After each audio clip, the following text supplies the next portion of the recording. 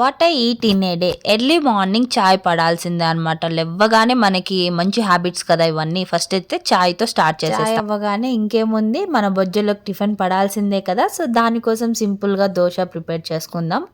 First ఒక cup వచ్చేసి wheat flour వేసుకున్నాను. ఆఫ్టర్ దట్ నేను సూజీ వేసుకున్నా, సన్న రవ్వ అంటారు కదా అది. కొంచెం సాల్ట్ అలాగే కొద్దిగా సోడా వేసేసి ఇలా వాటర్ కొద్దిగా మిక్స్ చేసుకుంటూ ఇలా దోశ బ్యాటర్ లాగా మొత్తం ప్రిపేర్ చేసేసుకున్నాను. ఆ తర్వాత ప్యాన్ పెట్టి ఇలా దోశ వేసుకుంటే చాలా మంచిగా వచ్చేసిందండి. యాక్చువల్లీ దీని ప్రాసెస్ నేను వీడియో షార్ట్స్లో కూడా అప్లోడ్ చేశాను, కావాలంటే చెక్ చేయండి. అండ్ ఈ దోశ మనం ఏ చట్నీస్తో అయినా కూడా సర్వ్ చేసుకోవచ్చు అనమాట. నేను టమాటా చట్నీ అలాగే కొత్తిమీర చట్నీతో తింటున్నాను. చాలా బాగుంటుందండి, చాలా టేస్టీగా ఉంటుంది. అండ్ చట్నీస్ని బట్టి కూడా ఉంటుందన్నమాట. అండ్ ఆఫ్టర్నూన్కి వచ్చేసి ఎగ్ రైస్ ప్రిపేర్ చేసుకుంటున్నాను. మా సిరి వచ్చేసిందనమాట ఇంటికి ఆఫ్టర్నూన్. సో తన కోసము అండ్ చెర్రీ కోసం ఇలా ఎగ్ రైస్ ప్రిపేర్ చేస్తున్నాను. అలా ఫస్ట్ వచ్చేసి కొంచెం ఆయిల్ వేసేసి దాంట్లో పచ్చిమిర్చి అలాగే కరివేపాకు వేసేసి అది మంచిగా ఇలా ఫ్రై చేసుకున్నాక దాని తర్వాత ఆనియన్స్ ఇలా సన్నగా కట్ చేసుకోవాలన్నమాట, చిన్న ముక్కలుగా. అవి వేసేసి ఆ తర్వాత కొద్దిగా అల్లం వెల్లుల్లి పేస్ట్ కూడా వేసి మొత్తం ఇలా మిక్స్ చేసుకుంటున్నాను అనమాట. అది మంచిగా గోల్డెన్ షేడ్కి వచ్చే వరకు మనం మంచిగా ఇలా కలుపుతూనే ఉండాలన్నమాట. మంచిగా అలా మనకి అది గోల్డెన్ కలర్లో వస్తేనే చాలా బాగా టేస్టీగా ఉంటుందన్నమాట. ఆనియన్స్ కొంచెం సాల్ట్ వేసాను, మనకి ఆనియన్స్ క్రిస్పీగా వచ్చినప్పుడు మంచి టేస్టీగా అనిపించే కోసం కొద్దిగా సాల్ట్ వేసాను. చూసారు కదా ఇలా గోల్డెన్ షేడ్లోకి వచ్చాక ఎగ్స్ వేసేసుకుంటున్నాను అనమాట. నేను 4 to 5 తీసుకుంటున్నాను.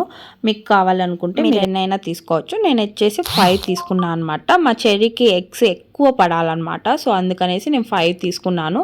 ఆ తర్వాత కొద్దిగా సాల్ట్ అలాగే హల్దీ పౌడర్ కూడా, అదే టర్మరిక్ పౌడర్ కూడా వేసి ఇలా మొత్తం ఇలా మిక్స్ చేసేస్తున్నాను అనమాట. మంచిగా ఇది మంచిగా మనకి ఎగ్ ఉడికే వరకు రావాలి. అలాగే దాంట్లో కొంచెం మిర్చి పౌడర్ అలాగే కొద్దిగా ధనియా పౌడర్ కూడా వేసి మంచిగా మిక్స్ చేసేస్తున్నాను అనమాట.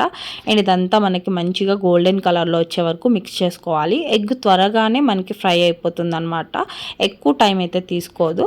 సో ఇలా వచ్చేసేయాలన్నమాట మంచిగా. అండ్ దీంట్లో నేను మా 3 మెంబర్స్కి తగ్గట్టుగా రైస్ వేసుకుంటున్నాను అనమాట. నేను రైస్లోనే ఆల్రెడీ నేను సాల్ట్ వేసి నేను కుక్ చేసుకున్నాను అనమాట రైస్. సో నేను మళ్ళీ సాల్ట్ ఎక్స్ట్రా యాడ్ చేయట్లేదు, ఆల్రెడీ ఎక్కువగానే వేసి నేను రైస్లో కూడా మీట్ ఉండేటట్లు చూసుకున్నాను అనమాట, అదే సాల్ట్ ఉండేటట్లు. అండ్ ఆ తర్వాత కొద్దిగా నేను మిర్చి పౌడర్ అలాగే ధనియా పొడి వేసేసి మొత్తం ఇలా మిక్స్ చేసేస్తున్నాను అనమాట. దీంట్లో కొంచెం గరం మసాలా కొద్దిగా చికెన్ మసాలా కూడా యాడ్ చేసేస్తున్నాను అండ్ టేస్ట్ కోసం అనమాట. దీన్ని కూడా మంచిగా మిక్స్ చేసేసుకొని ఆ తర్వాత కొత్తిమీర నేను వేసుకుంటున్నాను. కొత్తిమీర ఎంత ఎక్కువ ఉంటే అంత టేస్ట్ ఉంటుందన్నమాట. సో నాకు చాలా బాగా నచ్చుతుంది దీని ఫ్లేవరు.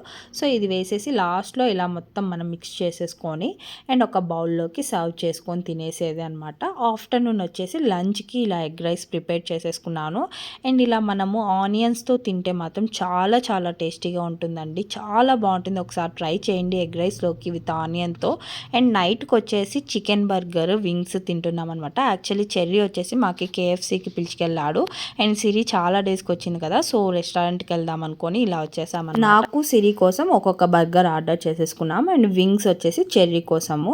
ఇలా నైట్ వచ్చేసి మేము డిన్నర్ ఇలా ఫినిష్ చేసుకున్నాము. పడుకునే ముందు మాకు టీ తాగే అలవాటు ఏర్చింది. సో తాగేసి పడుకోవటమే, పడుకునే టైం అయిందండి. Bye bye.